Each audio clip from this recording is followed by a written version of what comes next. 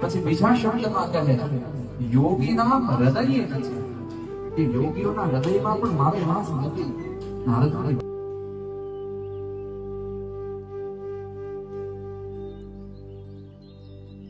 અને આપણા ઘરે તો ઠાકોર સાક્ષાત બિરાજિત છે. જીવનની અંદર અસંખ્ય પુણ્ય કર્યા હોય ત્યારે ભગવાનનો વિગ્રહ આપણા ઘરે બિરાજિત થાય. અને એ વરુણાય વરુણાય